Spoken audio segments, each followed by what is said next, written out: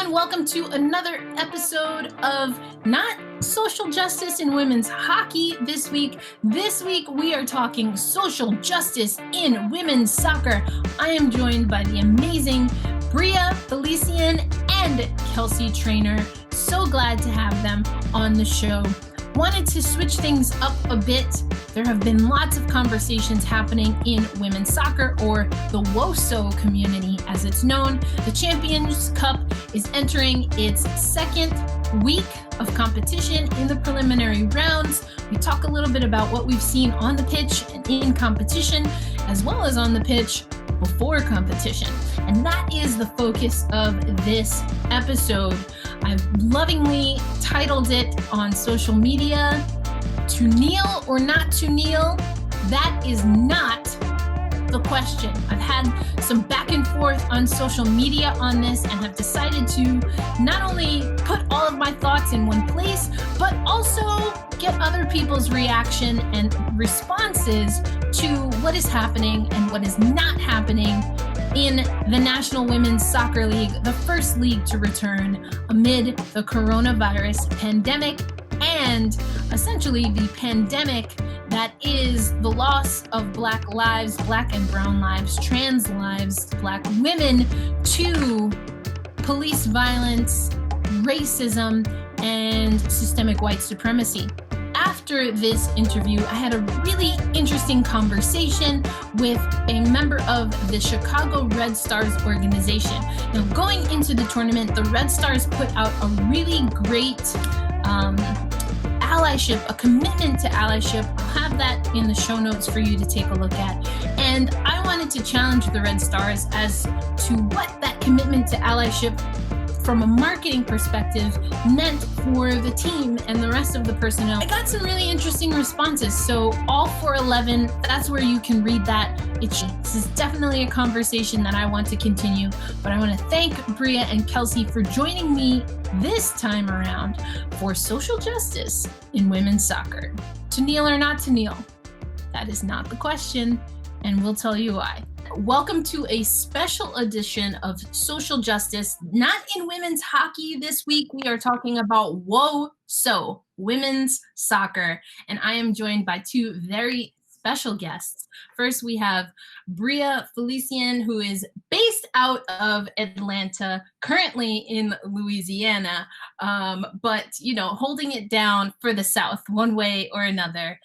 Sports writer extraordinaire who, much like our other guest, Kelsey Trainor, covers, basically everything. She's amazing. Bria, welcome. Well, thank you for having me in that wonderful introduction. Of course. And as I mentioned, Kelsey Trainor is our other guest. She is going to be living in the planet of Brooklyn, but is also elsewhere right now, but holding it down for the East Coast. Kelsey Trainor, an entertainment lawyer and sports writer. Thank you for joining. Thanks for having me on, Auntie. Oh, yes, that's right. And of course, there's Auntie. That's me.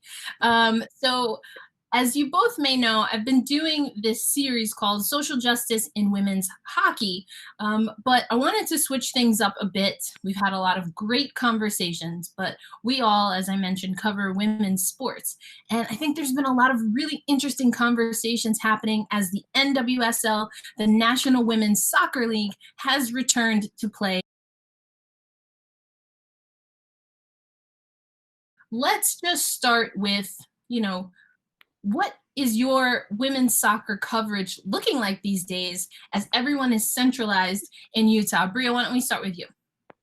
It's been a little chaotic because everything is centralized in Utah, and usually when you can kind of walk up on people and ask them a question, it's impossible to contact people in a simple fashion, because everything is on Zoom, everything is on Twitch, everything is through one party and then a second party. People have been having questions for Washington goalkeeper Aubrey Bledsoe for how many matches, and they can't get through. She may be willing to talk, but they can't get through the league to talk to her. So that's kind of a representation of how covering it has been. It's been fine when I've been trying to talk to lesser, less high profile players, but it's been, and in the 12-hour gap between games, it's kind of been exhausting, but it's been hard to actually talk to people. Yeah.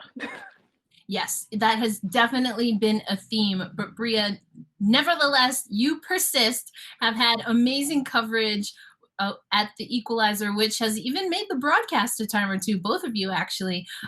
So the one thing though that I think is interesting is the NWSL is the first league to return to play. And so I've had a lot of, I don't know about y'all, I've been tweeting about it a lot. That ESPN special gave me a lot of anxiety about returning to play. But is it as bad as Auntie originally thought? Kelsey, I'm going to go to you for this one first. Listen, I mean, you've been saying it all along, and I just have a general rule of when Auntie speaks, I listen. I really do. And it's because she thinks of things in a way that not everybody does. And so for the most part, I would say 99.5% of the time, I think she's right. And so when Auntie was out there talking about that sports shouldn't be happening, yeah, I was totally with her. You know, it was not an if scenario, it was a when. I will say that I think that what the NWSL has done, and I know for a fact that the players and the coaches and the staff leading up to the Challenge Cup, leading up to traveling out to Utah, I know that they took the precautions and isolated themselves. I can't say the same thing for other leagues and the players and staff there, but I do know that what I think this tournament is, it's a lot of sacrifice on the players and the staff and what they are doing for us to have sport, to be able to watch it right now. So that's kind of my original take after seeing it and seeing them out there putting it on, like they're putting on a show for us. So the first thing that kind of has come to my mind is the sacrifice of the fact that they are actually back playing sports in this global pandemic.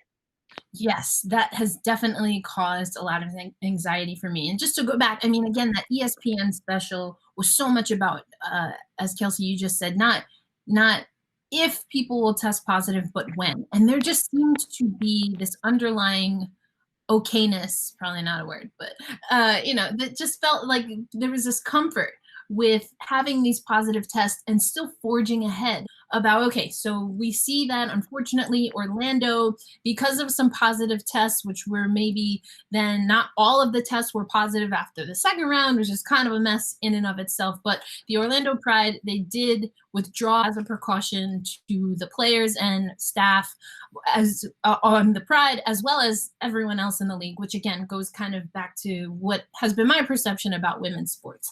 But Bria, Kelsey talked a little bit about the style of play, and honestly what we've been able to see, I think it's been pretty good. I do think though that there's certain teams that could have really benefited from a little bit more time together. I think some of it is being at that, in hockey they would say compete level, right? Being game ready. Some of it is fitness, and not necessarily as some of it coming off of injury. But I've seen that the main thing, Bria, has been just that it's a young league. I feel like we have a very young league, and that it takes time to build that camaraderie. How do you think maybe that last piece in particular is playing into what we've seen as far as who is atop the standings and who's still fighting to get a win outright? Well, the first example really is North Carolina, because the core has been together for like a long time. And then on the other side of the spectrum, who's kind of looked like they've had the least chemistry would be the Reign, who has the new coach. And they have a lot of pieces that would look great under Vlatko if he was still there, but that's kind of like the biggest difference. And also Sky Blue too, who also has a new coach. But like last year, they did so well when they didn't have a coach, which was really funny. Sky Blue. Oh, Sky Blue. But I think to me, that's the big thing. And I also think that's why a lot, of course, the players were ready to play. And they've been quarantining, they've been training because they were at that point. But I think that's another reason that even though they had the option to opt out, I feel like that plays a part into why they were so willing to play. So being so willing to move the league forward in this unique opportunity in the midst of chaos. So that's kind of fueling that. And I get that too, even though I was kind of like, oh no, oh no. I do get that, because there's so many more people watching now because they're like, oh, they are good at playing soccer. And like we knew, but a lot other people didn't do. And I think that's exactly what the players wanted. Yeah, I really agree with you. I think there's some names. Lucy comes to mind, Dabinia talking about the NC Courage. Now, I ain't surprised by Dabinia, but she been putting on, okay? Since like first whistle, sis was ready to go, okay? Like she wasn't playing with y'all. She wasn't playing with y'all. But Kelsey, we are not anywhere near normal these days. We have a tournament that's been planned amid a worldwide pandemic. First sport back, but then also there is this other pandemic, ongoing pandemic, that is how Black bodies are treated, specifically in the United States, but truly another worldwide pandemic. And for the first time, we've seen this play out at the main stage of the National Women's Soccer League. The league has committed all teams and staff to wear Black Lives Matter shirts and armbands while in play. We also see that an overwhelming majority, not all, but an overwhelming majority of players and staff are also kneeling during the National Anthem, which, yes, is still being played. Kelsey, I want to open this very big conversation with you. First reactions to first league coming back, being a women's league, and let's just talk about the visual element of what we've been able to see when it comes to the movement for Black lives and talking about systemic racism.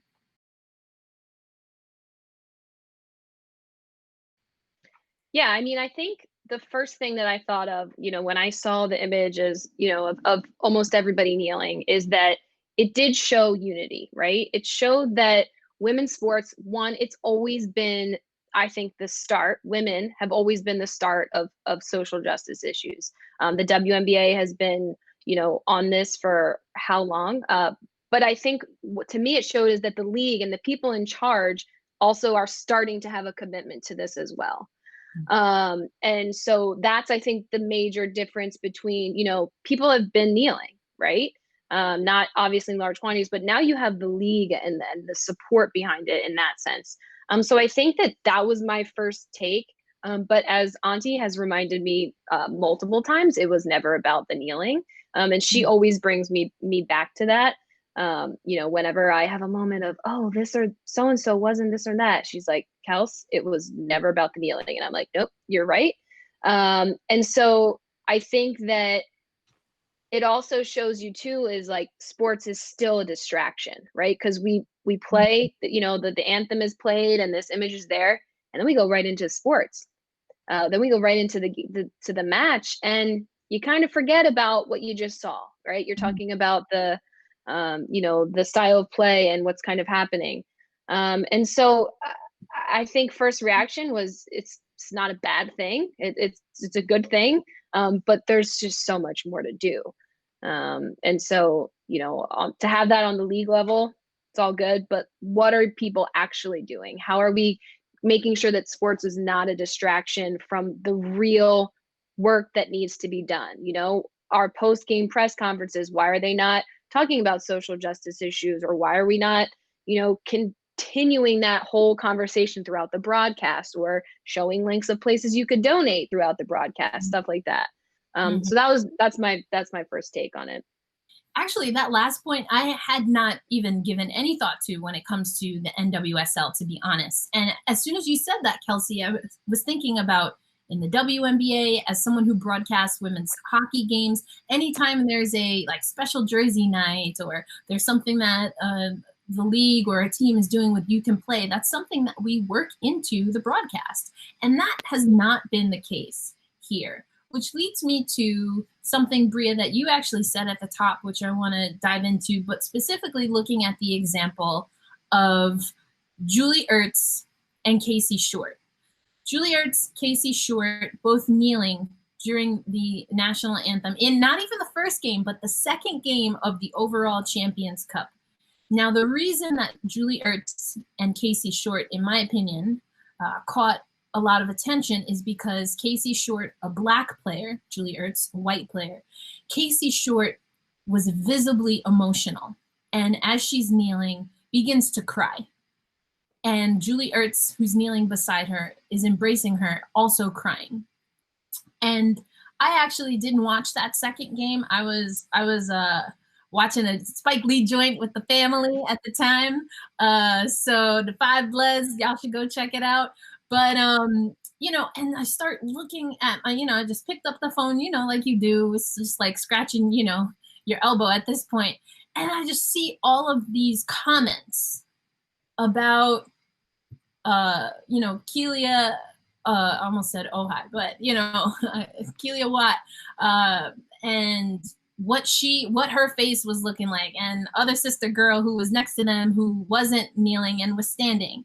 And to me, that maybe it was because I was like watching a Spike Lee joint, but in that moment, for that to be the first thing that I received from what was happening was so far from Casey, was so far from JJ or Julie Ertz, and so very far from the reason that Casey was emotional, why JJ was supporting, or excuse me, Julie Ertz, I'm still on that Julie Johnson stuff, but why Julie was supporting her and why they were all wearing those shirts. I just felt that that first, or I should say the overwhelming reaction that I saw was such a distraction, right? And that's what Kelsey was just talking about. Such a distraction from what I thought the league and the players were trying to do.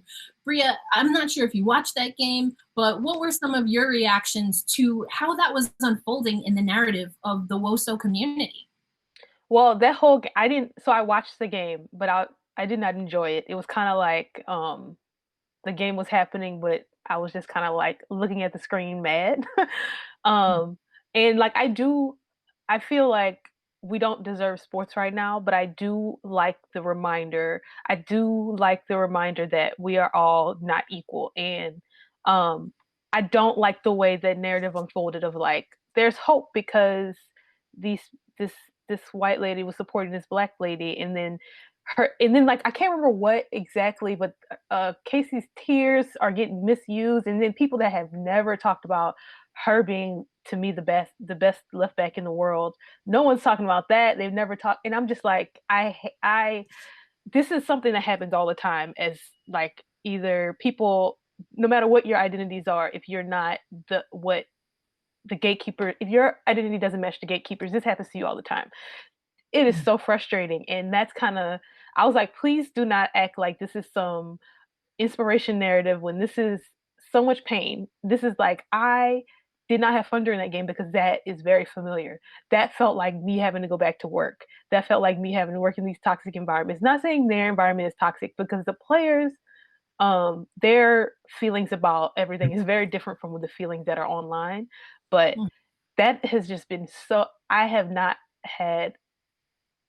have a great feeling during that match, but like Kelsey said, I listen when Auntie speaks, and I feel I've been having conversations about that, the narratives of like who's kneeling and who's not, and kind of the kneeling is the first step. The kneeling is like, to me, the kneeling is like the bar is the floor, and I do notice who isn't, and because the bar is the floor, if you're whatever feelings, it's probably not like okay, but it's just kind of how I feel. If your feelings about the flag or the nation trumps like your supporter, your teammate, I do notice that, but to me it's not the end all be all, because like Kelsey said, we could be talking about the players. There's so much work the players are doing besides kneeling. A lot of players are doing a lot of work besides kneeling, and that could be something people can donate to. But I also feel like it's not only on the black players to do this work outside. So that's kind of where I'm torn about. I know we shouldn't only be talking about this player not being supportive, but I think it should be discussed at least, which is why we should be able to talk to players after. It's not to, and then that's another thing, it's not to attack players. It's just to have these discussions, because this is like life and death. It really is life and death. So yeah, I've been having these conversations too, and I'm kind of trying to figure out how I feel about it. But I do agree with you, like the overall conversation should not be about who's kneeling, because it's not about the actual act, because it's like an act. It's like a symbol of everything else. Sorry. Yeah, no, that's fine. And just to fill in holes for folks who might not know what I said, you know, my reaction at watching that was just like, you know, I really don't want to hear about Julie. I don't want to hear about Kelia. This moment, that first image, I completely felt what Bria felt. I felt Casey's pain, not her immediate pain or her physical pain in that moment. So I certainly would never to anyone, but her emotion and that image to me, maybe this is probably the better way of saying it. That image brought up my pain. And if that were me, I wouldn't want nobody coming to me, not in that moment, and maybe not even after a few days after, talking about, well, oh, that was really sad, but what you think about this and what you think about that. Like, no, because even that, the pain that I was feeling in that moment, even that pain, yes, it's my pain, but it's my pain knowing that Breonna Taylor's murderers are still free, knowing that Sandra Bland was just as opinionated as me, and that I could be a Sandra Bland and never come home after being pulled over. That was the pain that I felt in that moment. And I could not take having to hear other people interpret that moment for my pain. That was just too much for me. That was too much for me. And I agree with what Bria, you said, as far as, I think there is this conversation that has escalated in women's soccer as far as what it means when players kneel one game and don't kneel the next, or never kneel, or kneel but do this and do that. I have not spoken to any players since they've been in the bubble, but I tend to agree with you that players, they know where they stand and they know why their teammates literally stand, or what their stance is in this conversation. But Kelsey, I want to bring it to you because you and I were watching a game and we saw this come up a full week later, of just this insistence on focusing on who's kneeling, who's standing, what it means if you kneel one time, what it means if you stand another. And maybe, and I'll be honest, this might be a blind spot of mine. I can't see that conversation. I'm not interested in that conversation. That's so far from, again, that moment of pain that I witnessed, that I can't focus on that. I'm just curious, and again, you and I talked about it briefly, but what do you make of that larger conversation of people really wanting to focus in and kind of put people on blast one way or another? Yeah, I mean, I think first, I texted you, I think it was when Kelly O'Hare was standing, right? And I was like, what did I miss? Blah, blah, blah. And your first response to me was, but Kelsey, it's never been about the kneeling itself, right? And so that kind of brought me back in. I will say that my first thought and my first reaction to that was when you see somebody that right? Because I think people who maybe don't have that type of empathy or just understanding of what is happening in the world, but when you see somebody that in that pain, and then you can't support them in that pain and take that knee to show that you support them, those people that that I think was where for me was, I was like, why can't she kneel? There's the pain of the world and of Black people across the world who are suffering, and then there's the pain of the people that right there in front of you who are feeling that, who are like you're talking about, Erica, feeling that themselves. And so I think that's where my reaction initially was to text you. And then, you, like you always do, brought me back to the real world. And you talked too about, that the women's soccer community, the white women's soccer community, has this reputation for being, quote unquote, woke.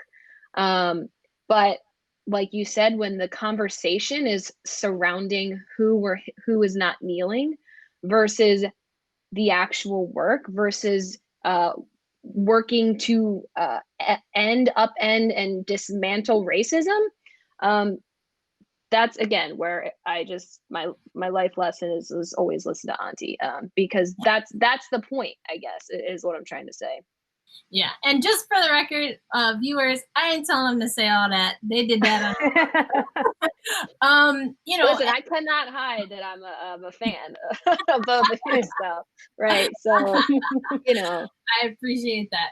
But you know, there's something that you said there, Kelsey, that honestly I had not thought about. And I don't necessarily know what this says maybe about me. I will say I'm not a very I'm not comfortable being emotional with a lot of people. So also it I wouldn't personally look too much into if a teammate of mine is, you know, very visibly crying, I might not be the first person to console them, because that's not auntie's love. Auntie gonna be like, all right, sis, here's what we gonna do.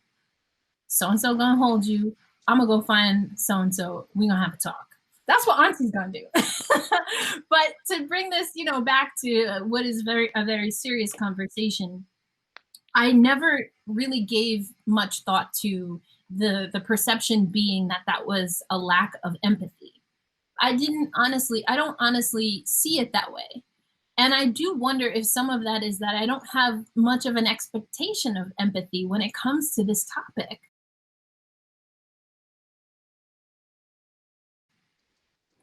I'm literally kind of working through this right now, because I think that's part of it, which is another reason why I just couldn't find the energy to get worked up around the conversation, and was almost getting more mad that people wanted to continue to have the conversation about who's standing and who's not kneeling, as opposed to other things. But, you know, Bria, I wonder what your take is on that, the showing empathy in a moment when you see someone who's hurt, versus an expectation of empathy when it comes to the conversation, the big conversation of structural racism, and the expectations that Black and brown people have when it comes to that. Yeah, I'm also of the mind of like, I expect nothing from no one. And that's why this is kind of, to me, like a reflection of America. This is a reflection of the workplace and everything. Like the woke not necessarily realizing that racism exists, or like the woke thinking like 4th of July is a great holiday for all of us, you know? So that's kind of where I am with that. And I'm kind of torn on, well, I mean, it depends. I'm torn on the education piece, because I think, okay, we are talking about people standing versus kneeling, but maybe we should be talking about why this is such a big deal, or like maybe this could be like an education point, because I do think it's going to take all of us. Like, even if we're just talking about the NWSL, it's going to take all of the players and the teams to not necessarily change their beliefs, but like to know what's going on. Because I think that's still where we are. Like, that's why this past month people have been like, oh my gosh, I had no idea. So I do think that is the same for players. But I do think, so I do think people should be held accountable.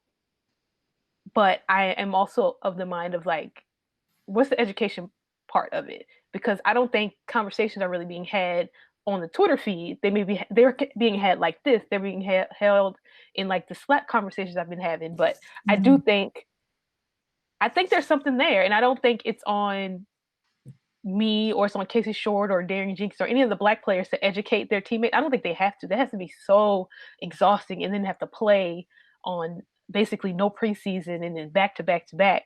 But I think there's something there. I don't have the answers, but I do think we should leverage this for educational purposes, but I don't know what that looks like yet. And I love that you said that, you know, that this is a teachable moment. This is truly a teachable moment. And I think that's another thing that has bothered me about how this has played out.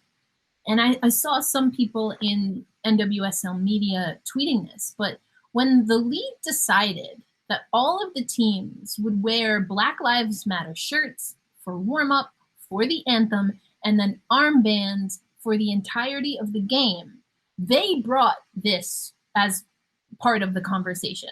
It's akin to being a reporter and asking about a new kit, or, you know, we all cover the WNBA, if a player were to have the name of a slain officer or a murdered civilian on their shoes, those are all things that, I get, no, that's, scratch that. I don't get the argument that we should stick to sports. I hear that. I comprehend and understand and can synthesize that. However, the league, again, just like a Pride night, just like a You Can Play, has brought this to the conversation of the Challenge Cup. But to Bria's point earlier, Kelsey, has not made players available to have conversation. And teams have not necessarily, there's been some lovely videos put out, but I would like to think I can make connections from someone kneeling, wearing Black Lives Matter to this, cinematic style video. But I don't have faith that everyone can, to Bria's point about education. So Kelsey, the question I have for you is, what are the missed opportunities to have a conversation, for there to be dialogue? And how do you think the NWSL, as we move through the preliminary rounds, can maybe course correct? Listen, I think that the NWSL, this isn't a slight to them, but I think that they want this tournament wrapped up in a pretty bow, right? It's the first, team sports league back in the United States. And I think that they want all of the good parts of it, and the good parts in terms of image-wise of what it looks like to have people kneeling, right? Mm-hmm. They want all of that without necessarily putting in the hard work. And obviously we know that that's not how real change is made. And so, I say this all the time in anything having to do with women's sports, is like, I don't just want this piecemeal progress, right? I want it all. I want the coverage. I want the investment. I want the hard conversations. And, people will kind of come back and will say, but oh, look how far we've come, this and that. No, that's how we've been doing it for so long in terms of women, gender, race. That's how we've been doing it. And we're not anywhere near where we need to be. And so I think that they need to be having the hard conversations. I think that, I understand protecting your players and maybe wanting them to focus on sports, but the people who say stick to sports, or that, this and that, they're the people who just want sports to reflect their narrative and their worldview, and that's white, right? Like, that's mostly white. It's a mostly white thing to be able to say, oh, stick to sports, i.e. go out and play a game, focus, this and that. No, that's not the reality. So when you have people who kind of just want that to happen, that's coming from, their privilege of not having to deal with the realities that Black people deal with. And so I think the conversations need to be had publicly. I think the awareness of people making mistakes and maybe learning. I think that's the biggest thing too, that you can show is somebody who maybe did something not the right way or regrets it, or maybe the conversation of a player who originally stood and has had the conversation since then. And like you said, not about the standing or the kneeling, but the why, the conversation behind that.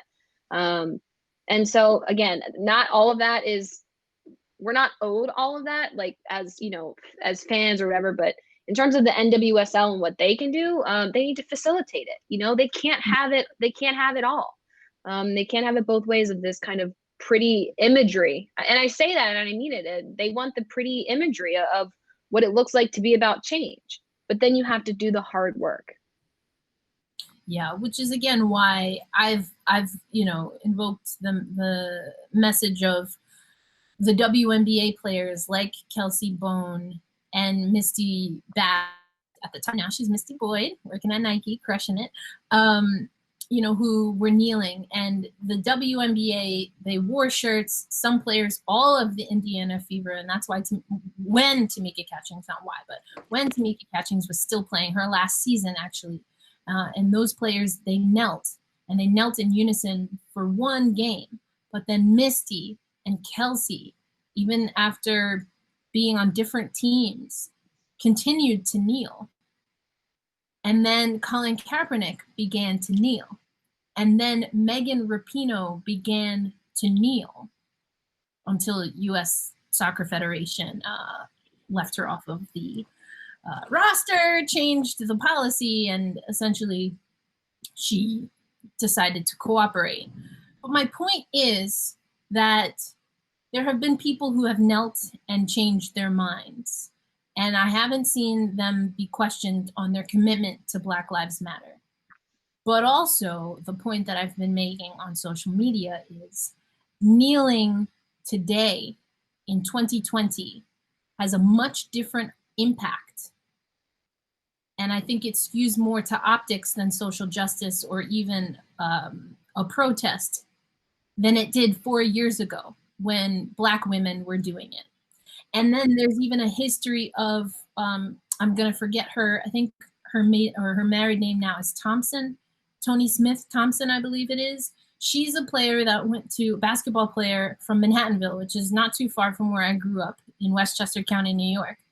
And she did not take a knee, but she turned her body away from the flag. There have been multiple women in particular that have done that throughout the history. We're talking a decade plus history of protests. You go back to the 60s and 70s in the NBA, players who never came out of the locker room for the national anthem. So I just think that it's a convenient thing to focus on mostly white women, if we're being honest right now, who are standing, and to make assumptions about that without asking the questions, Kelsey, that you are offering. But, you know, it also is a little bit maddening to me that, again, the conversation is me as a Black woman having to correct an entire community on, you know, coming for or calling people a Karen, because that's just, again, takes away from the message. So Bria, I'm going to give you last word on this topic. I asked Kelsey what she'd like to see the league do. Are there things that you'd like to see white players in the NWSL in particular, white players, white owners, do to perhaps course correct? I think the biggest thing is education, because, and then not worse, I think there's been a lot of conversations that have been about, for multiple teams, the Black players having to explain the reason that this is important to them in the first place. And I think I want even fans just to educate themselves on, I actually took this from your Twitter feed, but like, what can you do like where you are? And that's something I've been trying to figure out too, as like a reporter and a writer. Like, what can we do where we are? And I think the first step is educating ourselves about like, why are things so bad? Why you don't have to ask Casey why she's crying. I think there's so much literature and work that other people have done that explains why this is such a hard time for everybody. I just want everybody to educate themselves. And why I picked this book up. I actually might donate this book. I might read it. You know what? I actually think I want to read this. I'm totally reading this now. Shout out to this video. Book. I suggest reading Homecoming by Ya Jesse, because that book is an entry point to history. You can Google so much stuff from that book, and there are parts that are hard to read because it starts in Ghana, and there's some people that were sold into slavery and some people who had a different life, and it's just hard to read, but I think that is a entry point. Also, read Hood Feminism, because I think that is also a great book for fans to read. I think educating ourselves is the first step, because it may seem like, I think once you realize how bad things have been, you kind of have a little bit more, you realize how much work you have to do. And I think there are a lot of other people that are better to say what that work is, but I think knowing why you have work to do is the first step. And that's really just what I want to see people do, and just start educating ourselves and try to figure out what we can do where we are. Because I think if a lot of us start working, and I'm not to stop talking, but I do talk less, but I think that I really want to see that. I do. I'm excited to hopefully be able to explore social justice throughout all women's sports. It started in the women's hockey space, which is probably the last place I honestly thought I would start these conversations, but also because of that is probably one of the most important places to start. And so now we're going to work our way to, on this topic, and honestly in a lot of other ways, a more progressive league. But y'all also talk some WNBA with me, so I'm gonna let folks get that link there if they want to hear us talk about the W. But Kelsey Trainor, Bria Felicien, thank you so much for joining me for this very special episode of Social Justice in Women's Soccer. Thank you. Thank you.